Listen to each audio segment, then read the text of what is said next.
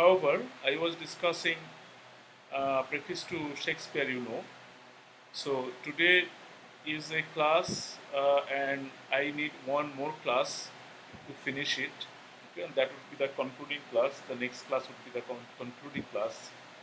Uh, and today, yes, that, and you can even tell other people that the next class is going to be the final class, or you can say the concluding class on this particular topic. Okay, so it is such a topic which requires a lot of attention, which requires a lot of close reading. Close reading, okay? So without close reading, this text cannot be, simplified. You cannot expect to simplify this text because a lot of, new words, significant words are here in this particular text. And I even said to you previously that to know or to discover Shakespeare or Shakespeare's craftsmanship, to know or to discover Shakespeare's mysteries, or you can say Shakespeare's strengths and weaknesses, you definitely need to focus on this text well. Okay, so this is so important in that sense. However, we were just talking about the peculiarities of Shakespeare. Today again we will be talking about the peculiarities of excellence, and the slides are made in such a way, organized in such a way. Slides are organized in such a way. So now we will be talking about the peculiarities of excellence of Shakespeare. Okay. So here, if we just look that this particular slide, what is in here? What is in here? Okay. So yesterday, in my last class, I also was talking about this, but not very elaborately. I just talked about this. Okay. So theme of love. How Shakespeare dealt with theme of love. That's very necessary to know.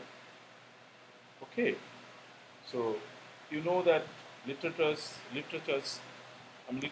and also other people, they deal with this. Okay, I mean they deal with they deal with uh, uh, they deal with love, and they treat love. They have very particular treatment of love in their respective texts, and you see that writing, uh, almost every writing actually has got uh, the theme of love uh, treated in that text. But Shakespeare's treatment of love is different. That's what Samuel Johnson wants to point out. Upon every other stage, the universal agent is love. Yes, love is an universal agent. Okay, so this is an abstract thing. So love is not confined to any particular place, to any particular person, any particular community, any particular species. Okay, love is such a thing which is universal, by whose power all good and evil is distributed, and every action quickened or retarded. So we see something happening. Uh, I mean, events, and you know that uh, great work, or you can say gigantic task.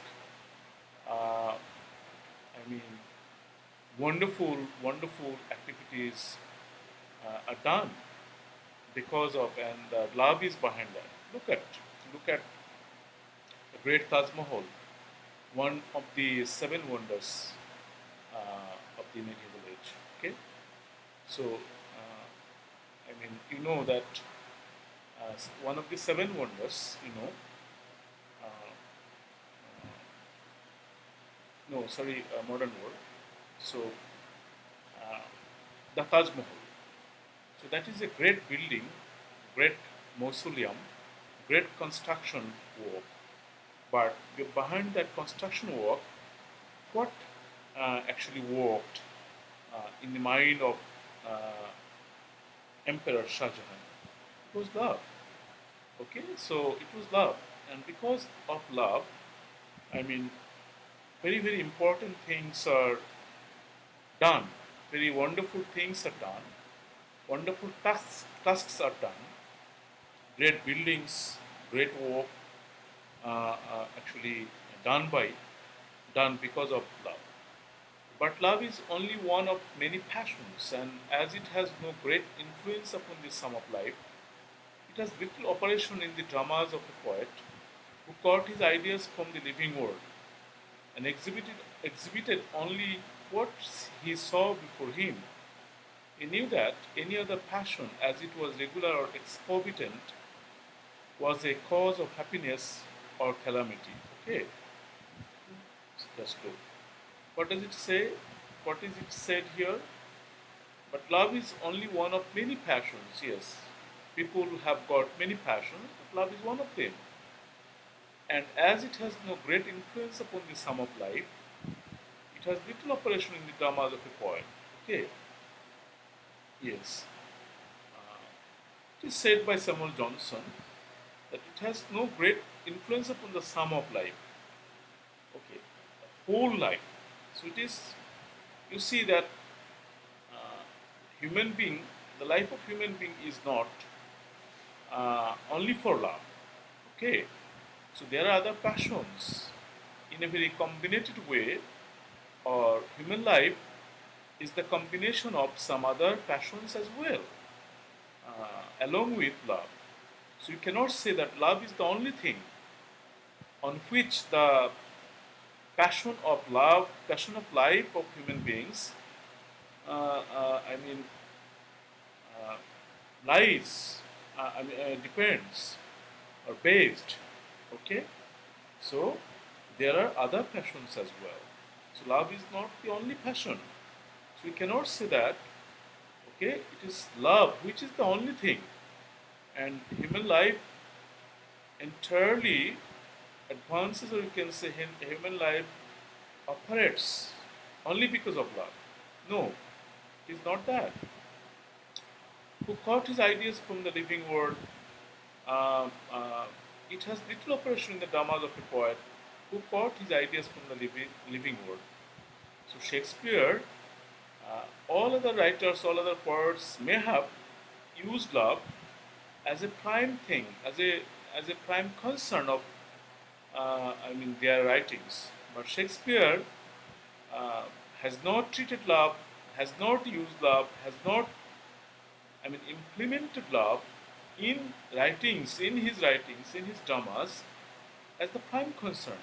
Okay, yes, love is there, but some other aspects of life actually dominate also. Okay, alongside love. That is what Samuel Johnson wants to say.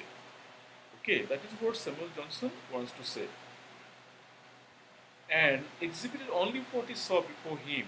And regarding love, uh, whatever Shakespeare has treated, he has treated only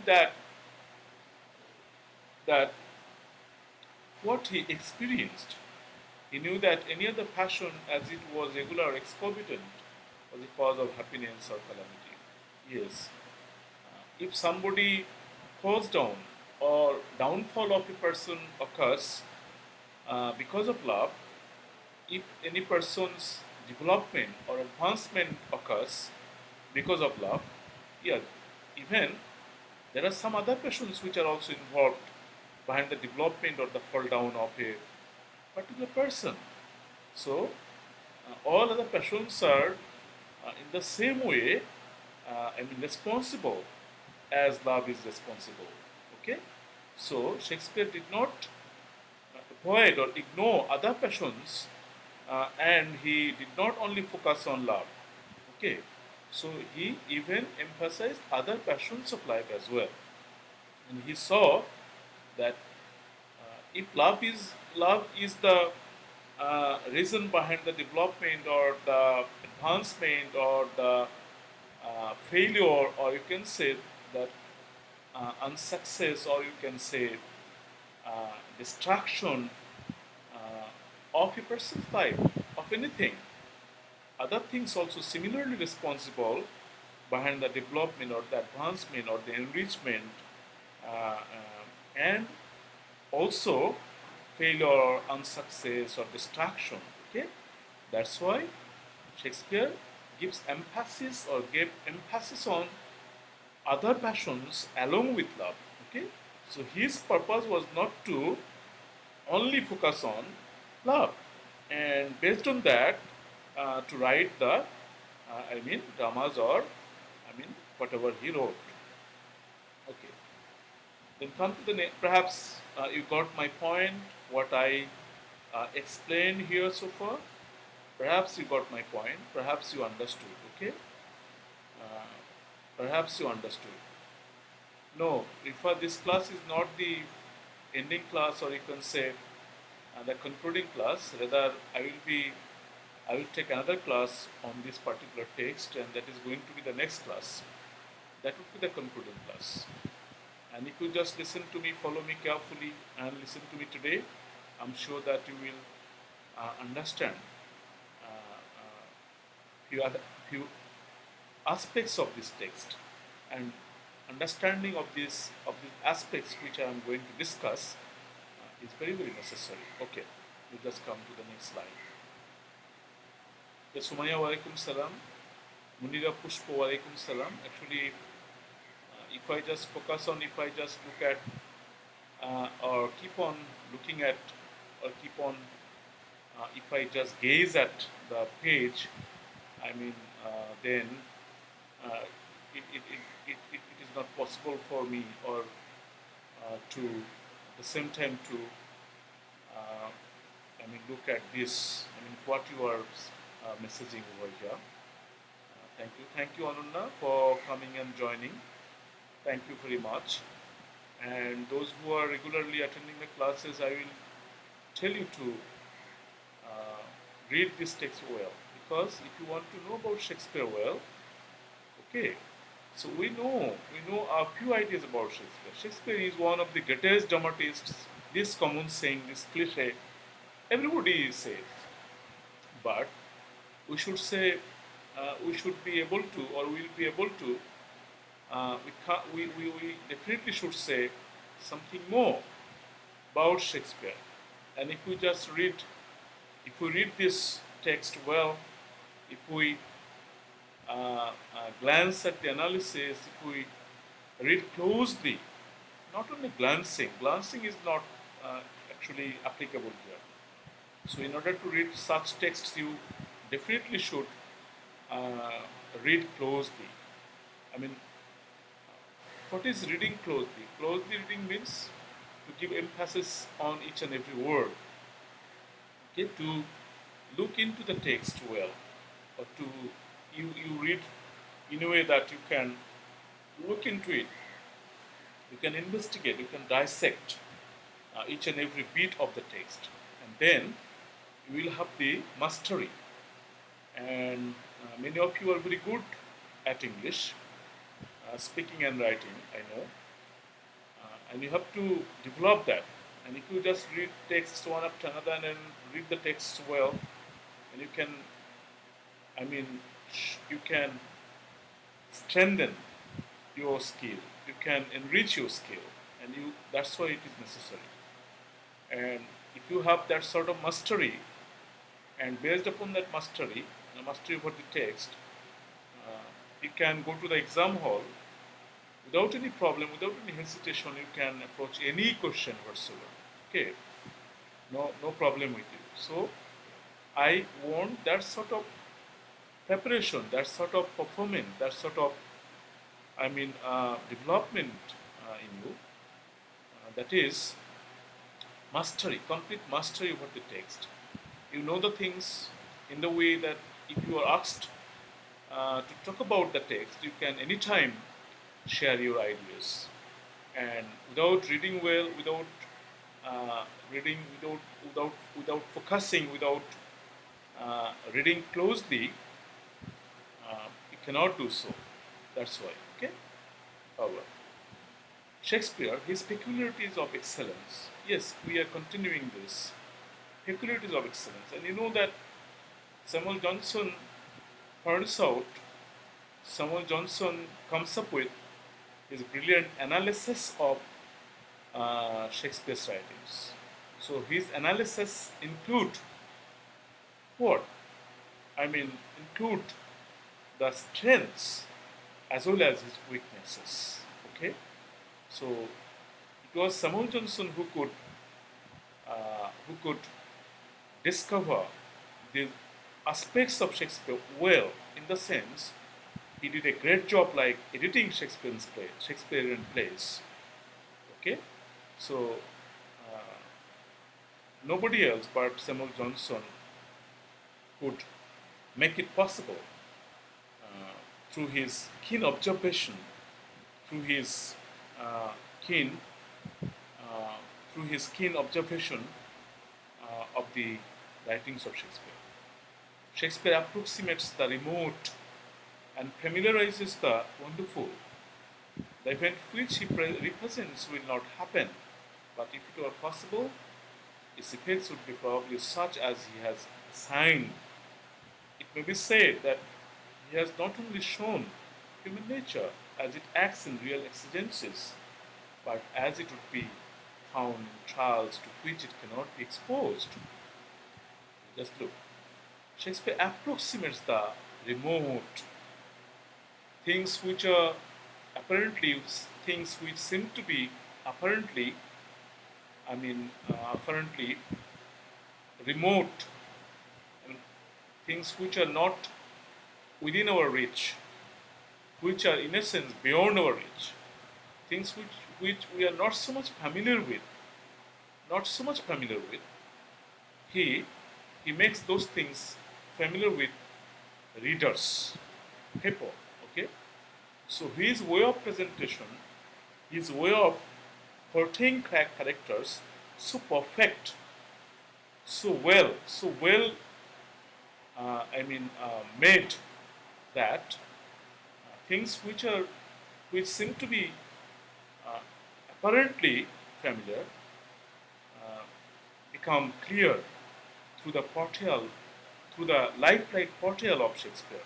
Okay, and this is the skill or craftsmanship of Shakespeare. That Shakespeare actually often portray the things. So he depicts the things in such a way that unfamiliar things become almost familiar. That is what Samuel Johnson wants to say. Okay, so maybe some of the things you are just familiar, not so much familiar. Uh, you have come to know, or you are just aware of the things. You are not so much aware of the things which happen in regular life, in regular activities. Okay, maybe that you haven't noticed so deeply, you haven't noticed so carefully, but the things happen each and every day in our daily life. Okay, so we're not so much alert, so much well known, but it is Shakespeare's skill, Shakespeare's craftsmanship, which present the things in such way that become, very familiar with the readers, or those who enjoy Shakespeare's writings or Shakespeare's dramas.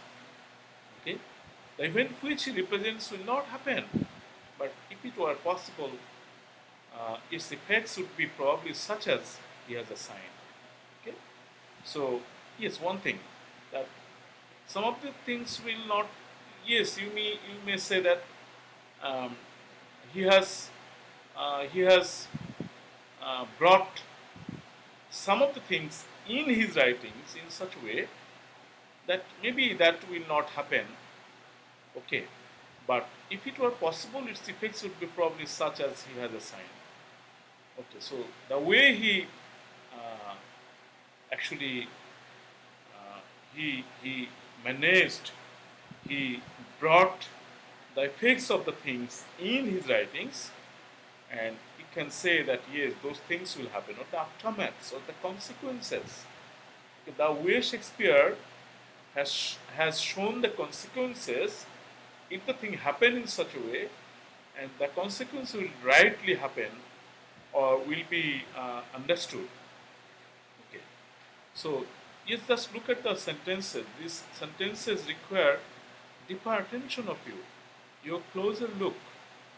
You cannot read and explain these sentences just with your, with just your reading of, once.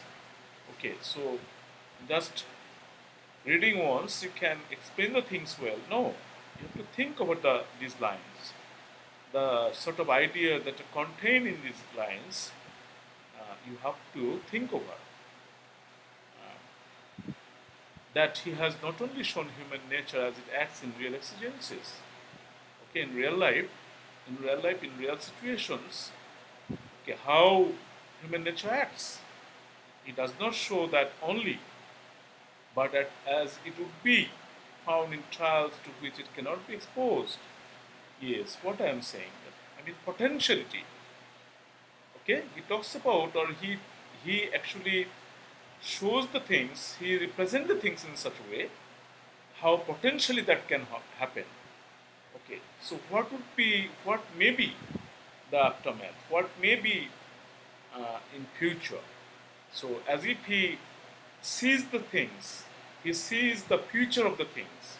Okay, so so so even he sees the potentiality of the things, possibility of the things, possibility of a happening, of an incident, and what might happen because of an incident. He also can see that. That's why his presentation is so that you can be aware of that what is going to happen in future. Shakespeare deals with the thing in such a way. Okay. So actually, if I would talk to you directly, then I could know your comment about this. Okay. I could know your, uh, response. I could know your impression. I could know your, response or impression or your, explanation about these lines. Okay, so it is almost one-sided discussion in the sense I am explaining, but not getting any response from you, any active response from you. But I was just saying last day in my last class that what the students of honors put there too. I'm not so sure that whether you have noticed it or not. They can participate in the discussion. They, while teachers explain the things, they put the comments instantly. Whether, and that is the proof, that is the evidence of their understanding. Whether they have understood or not, they can, through their language, through their messages, they share that.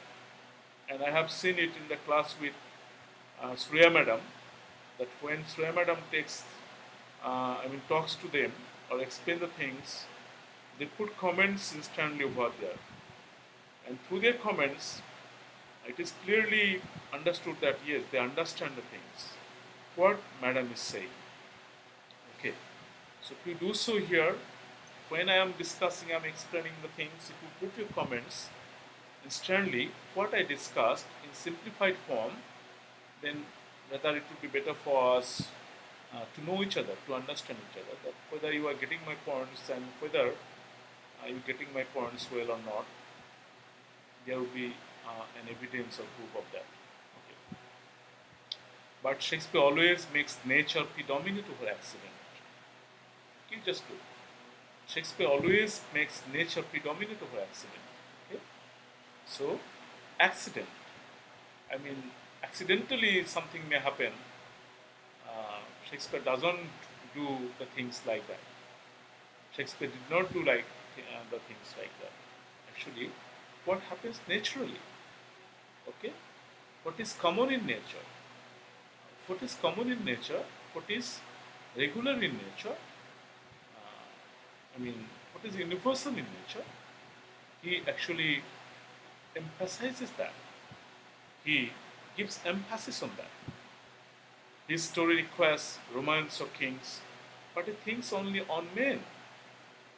He knew that Rome, like every other city, had men of all dispositions, and wanting a buffoon, he went into Senate House for that, which the Senate House would certainly have afforded him. Okay? Yes, that is. Okay? Shakespeare is, he is a dramatist. We know that, when it was 18th century, when it was the emergence of novel or long narrative, it was said that, yes, or it is often said that long narratives like, novels, actually truly present life realistically. Okay, life truly present life, or present life realistically in narrative fiction. But Shakespeare is the person, even in his dramas, in his plays, he drew or he portrayed life in such a way which is known to be pretty realistic. What is explained over here? His story requires romance or kings. Okay, maybe that his story requires, romance or kings, but he thinks only on men. Romance or kings doesn't matter. Rather, the what matters. What matters is, the human beings, the characters, king or Roman or whoever it is. Okay, that doesn't matter. The matter is, what is the character? Okay, so he focuses on the character. So the outwardly or in surface level, the whoever the person doesn't matter.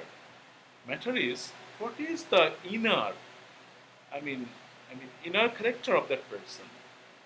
Okay, so that is mostly important. That is important to Shakespeare. He knew that Rome, like every other city, had men of all dispositions. You just look. If we come to know about particular characters of a very particular city of the world,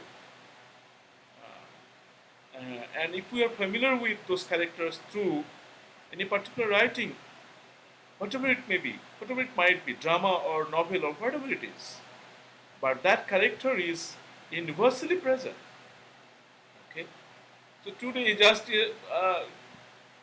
3 or 4 days ago, you see that you came to know, or we all come to know about a person who, even in the past, came to talk show and talked about other people, about corruption. Shahid, okay, the owner of Resent Hospital. This person talked about the, I mean, abuses, or you can say the previously he talked about other people's defects. Okay, other people's wrongdoing, other people's corruption. But what do we see now? That this same person is corrupted. Okay, and when the Pandora's box is open, we see, what do we see? We cannot believe. It is unbelievable. And don't you see that this person or this sort of character is available only in Dhaka? This person is not available in any other developed cities in the world. Okay, this sort of deceptor, this sort of cheat. Okay, can't we say that this sort of cheat is available also in London, also in Venice, also in Rome, also in some other very, very developed cities in the world? Yes, definitely. So names doesn't matter. Names don't matter. Okay. So developed or less developed doesn't matter. Rich or poor doesn't matter. The same character having the same characteristics is available everywhere in the world. every nook and corner of the world. Okay, we can. If you just go to the Mexico City. If you go to Buenos Aires, if you go to Rio de Janeiro, if you go to Seoul, okay, everywhere, every nook and corner of the world, I mean, the same, I mean, behavior of the, I mean, a person of the same behavior you will be you will find, okay, you will face. That is what Shakespeare was well known. Rome or the king and queen, those are just merely outward appearances, okay, but uh, you, you just look, had like every other city, Rome, like every other city, had made up all dispositions. Maybe he adopted a very particular place in his drama, that the setting of his drama is Rome. Okay, his setting of the drama is Venice, but does that Venice doesn't talk about only Venice. That portrait of Venice and the people of Venice, Venetian, doesn't talk about only the Venetian people. That talks about people or characters in general. Okay, which I was just saying that this type of Shahed of Regent Hospital is available across the world, in all of the cities of the world, not only in Dhaka, but they are in a different form. They deceive, they cheat in a different form, but he is a cheat in a different way. So cheats, I mean, people who are, I mean, cheats are available across the world. He went into the Senate House for what that which the Senate House would certainly have afforded him. Okay, you just go. Then come to the next. Juraira Tasnim, no matter. Tanjid Akhtar, predominate means what? I mean domination. Domination, which comes before, which comes as priority, that is predominant. Okay, which comes as priority, which is more important. Predominate means which is more important. Okay, so according to Shakespeare, nature is the predominant. Thing of predomination, or he gives emphasis on nature. Okay, nature. Nature means what? Nature means not the outward nature. I mean human nature. Okay, so the nature, outward nature, phenomenon, but the temperament of people. I mean nature within. Okay, nature within. That is he. What I mean wants to talk about. He was inclined to show an usurper and a murderer not only odious but despicable. He therefore added drunkenness to his other qualities, knowing that kings love wine like other men and that wine exerts its natural power upon kings. Yes, interesting. So, he portrayed the characters of such people like a murderer and a usurper. So, how you will believe that that usurper or that murderer is a murderer? To make believe, okay? So, a murderer is not a good person.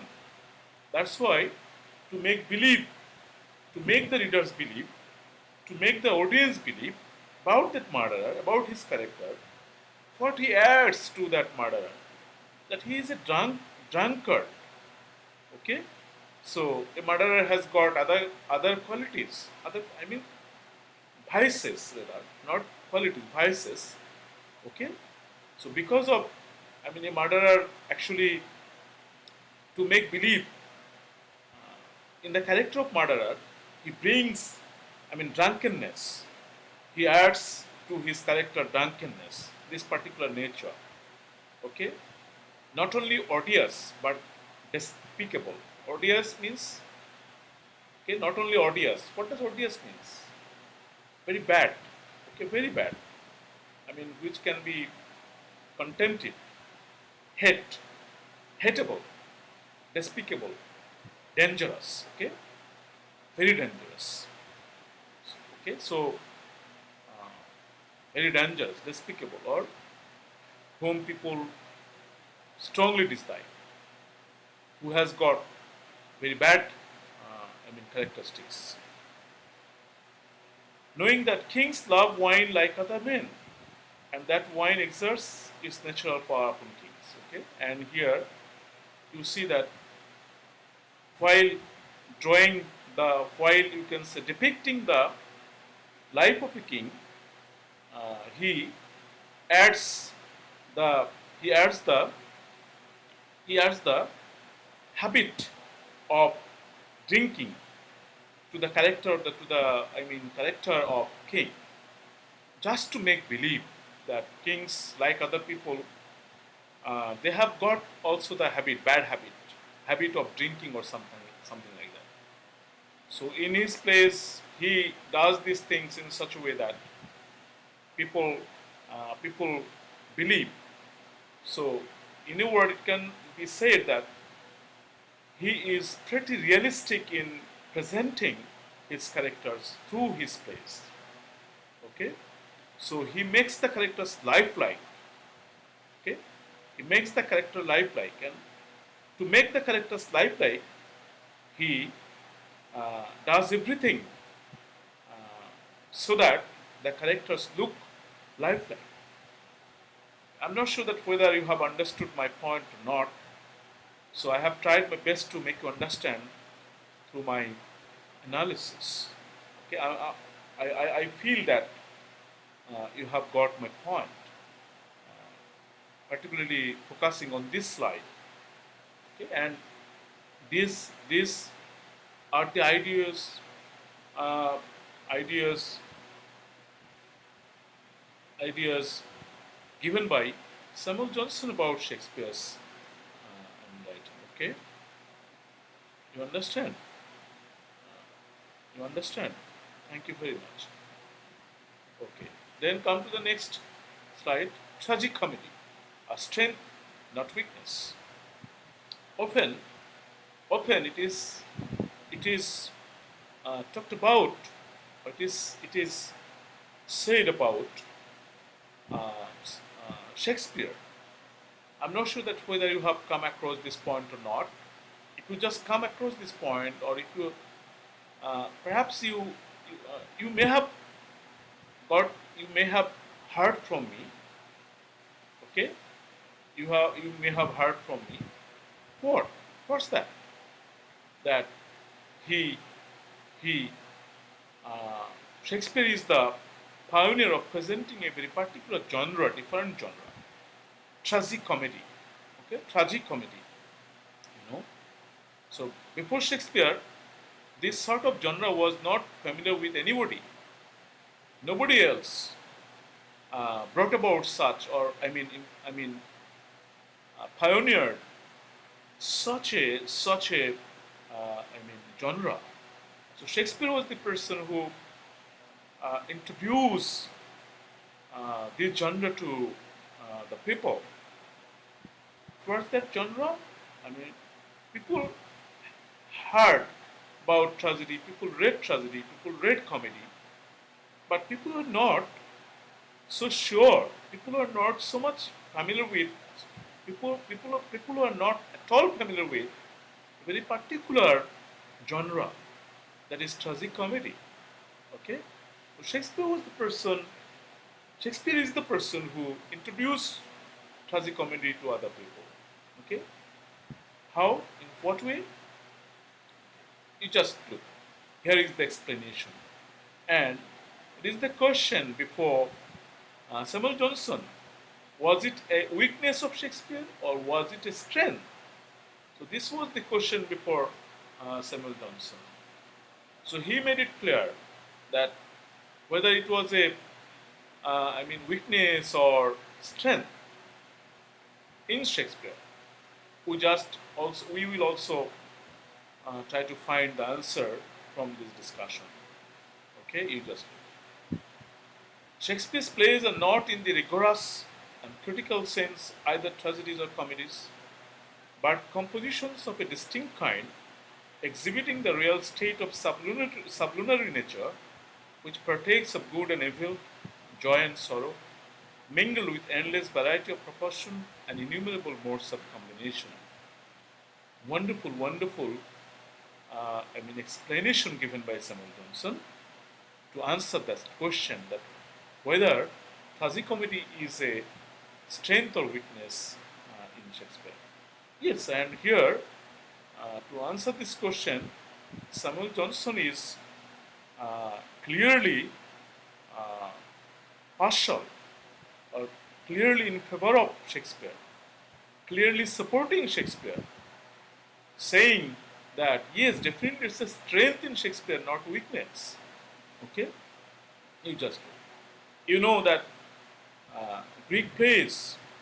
I mean, if you talk about the Greek tragedies, if you talk about, then you have to say that what you have to say that Greek tragedians wrote tragedies in such a way that there was no scope of any, comic elements in their tragedy. So it was the tradition that if it is tragedy, then it should be entirely tragedy. Okay, that was the approach by, Greek people. You know, that was the approach by Greek people. I mean, Greek tragedians, perhaps you know. Okay, you know, but what? But what? You see, but what? You see that Shakespeare was different in dealing with this. Shakespeare was different in dealing with this. How? That Shakespeare's plays are not in rigorous and critical sense either tragedies or comedies. I mean, Shakespeare's plays are not entirely what? Shakespeare's plays are not entirely tragedies. Or if it is about comedy, Shakespeare's plays are not entirely comedy. Okay. Okay. Shakespeare's comedies are not entirely comedy. Shakespeare's tragedies are not entirely comedy. You understand? So what did Shakespeare do? Shakespeare actually made a mingling or amalgamation of the two. So both the things are, available in Shakespeare's, either in comedy or in tragedy. So in tragedy, you will definitely find many comic elements. Okay, and in tragedy as well, in comedy as well, you will see some, tragic elements. And because of the mingling of the two, he has, he has introduced introduced readers to a different genre, that is tragicomedy. So he did a combination of both the things, both tragic and comic things. And expressing the course of the world in which the loss of one is the gain of another, in which at the same time the reveler is hasting to his wine and the mourner burying his friend, in which the malignity of one is sometimes defeated by the frolic of another, and many mischiefs and many benefits are done and hindered without design. So this is the nature of the world. Okay, what we say? We say that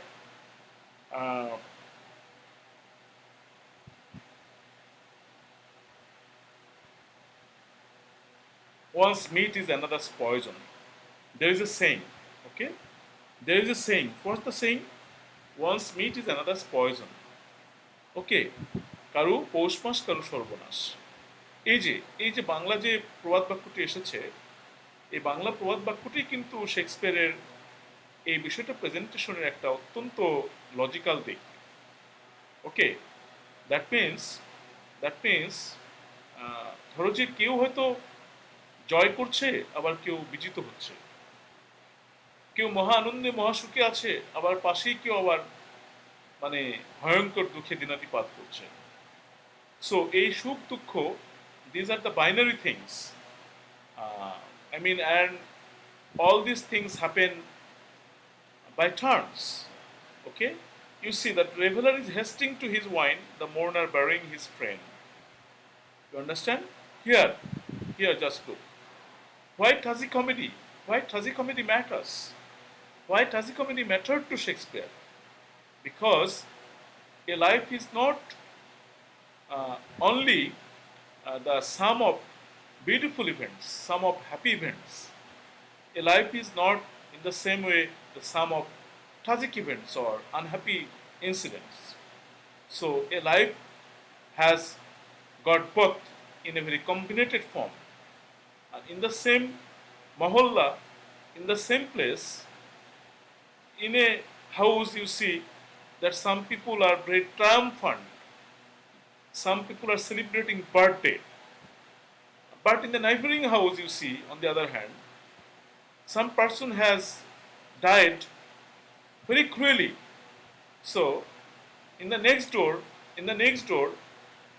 some person or some people are celebrating the birthday, or I mean marriage anniversaries. On the other hand, the next door we see that if I mean the people have lost their very near one, and tragically, and people are crying what they are. You understand? So this is the thing. So ill and woe, joy and sorrows take place simultaneously. So it's not that I mean it will be joy, joy and joy, and it will be sorrows, sorrows and sorrows. No, life is not nothing. Is not nothing like that. It's not like that. Okay, it's not anything like that. Life is not like that.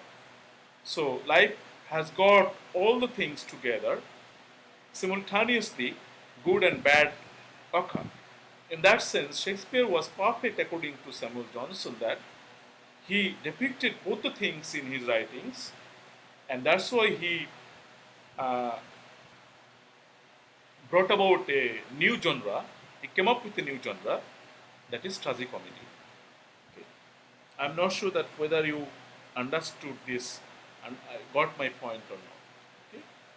So how long I'm doing this, I'm not so sure. So if it is almost 50 minutes, it will just say that whether it is 50 minutes or I have crossed the 50 minutes or not, then it will be better for me and I will stop here. Just not to make you bored. I don't want to make you bored. Okay, I don't want to make you bored. Perhaps it is 48 minutes I am talking about. I have been talking about. Okay, so I can talk about it a bit more. Shakespeare, his peculiarities of excellence.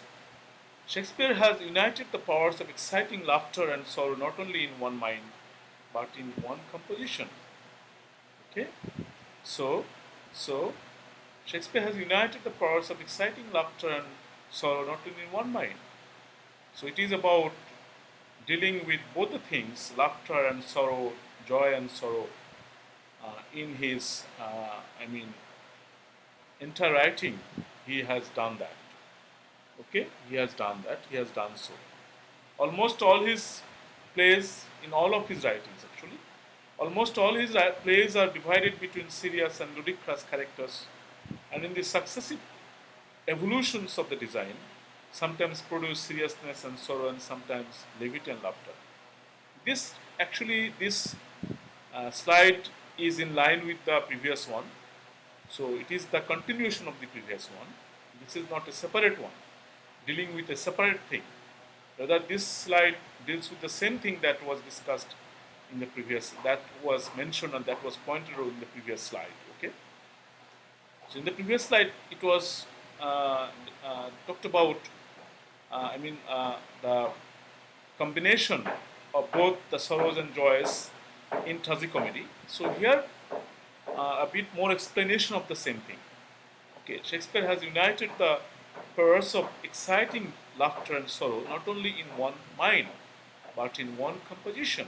Okay, one mind, but in one composition. So he does not only talks about laughter and sorrow in one person or one character or something like that, but that he is in his all of his, writings. He did it well. That is here even explained in the way almost all his plays are divided between serious and ludicrous characters. So seriousness and the light light characters, serious and light characters, both are possible. You see that Shakespeare's plays have got clowns, okay, funny characters, light characters, okay, light moments.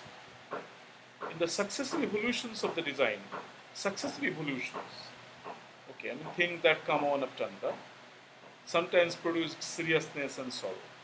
Yes, so sometimes seriousness occurs and sometimes sorrow, is brought in, and sometimes levity and laughter, okay, and sometimes, light things happen.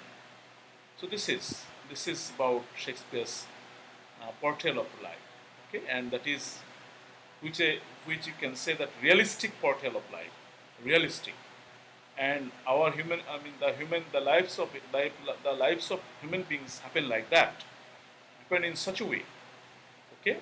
So joy and sorrows come by turns, okay, that happens, that is reality, okay. So thank you very much for today. I'm not going any further, and thank you for joining.